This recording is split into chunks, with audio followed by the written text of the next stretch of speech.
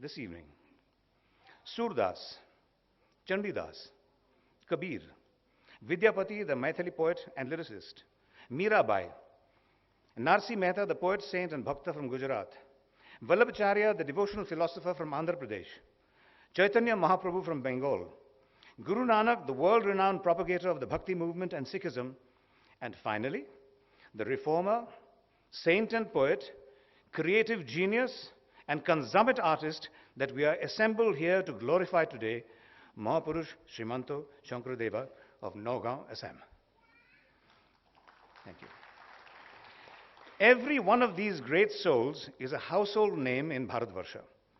And it fills our hearts with pride to reveal to you that the first modern, if medieval, visionary on our land, who ever called for a united Bharatvarsha amongst his people, shunned casteism and idol worship, and whose namghars to this day, 500 years later, have housed nothing but a scripture, the Bhagavad, was Assam's neo-Vaishnav guru and social reformer, Sri Shankaradeva.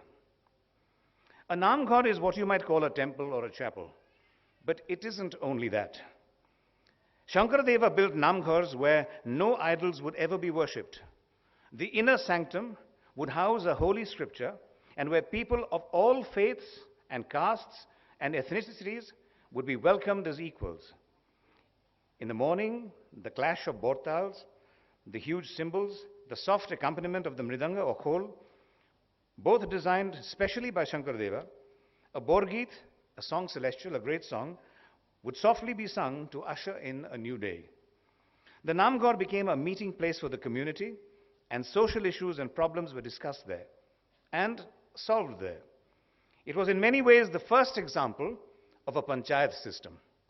To this day, throughout the length and breadth of Assam, in the northern and southern banks of the great Brahmaputra, and on islands in its waters, in towns, in villages, in tea gardens and forests, there is a namghar in almost every 5 square miles that preserves the bhakti cult and rich culture of unique dance and music of Assam. It is the greatest living tribute to the saint Shankaradeva. But that is just the beginning.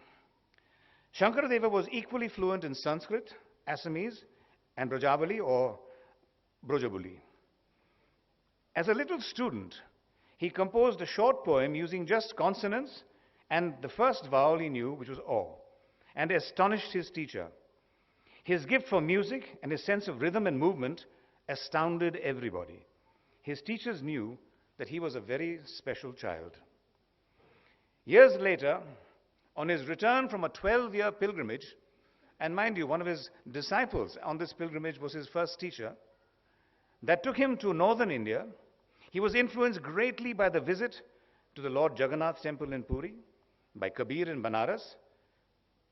Shankaradeva composed his first Borgeet, a hymn in the rag Dhanasri. This was in 1493. Dhansari is a little happy rag that is performed at a time of day when weary farmers rest in the shade of peepals and banyans. It provided the setting for hymns for Guru Amar Das, Guru Ram Das, Guru Arjan Dev, Guru Tegh Bahadur, and forms an integral part of Guru Nanak's holy Guru Granth Sahib. Arguably, Shankaradeva's hymn was also the first poem ever composed in Brajabuli Bhasha. But it was the Kirtan Ghosha that Shankaradeva is most remembered for. It has a place in every Assamese home and is written in verse. It is a magical and mind-blowing transcreation, not translation, of the Bhagavad, in simple language, with simple imageries, for simple and ordinary people, with a ghosha, in other words, a refrain that everyone can recite. While in England and Europe, mystery plays based on the books of the Bible were being written for the stage, in Assam, Shankaradeva was writing dance dramas called bhavanas and one-act plays called Onkyonat to be performed in the namghars. The Onkyonat and the Jhumura, popularized by Shankaradeva's chief disciple and successor Madhavdev, were perhaps the first forms of cultural folk theatre in Bharatvarsha. The use of the Sutradhar was unique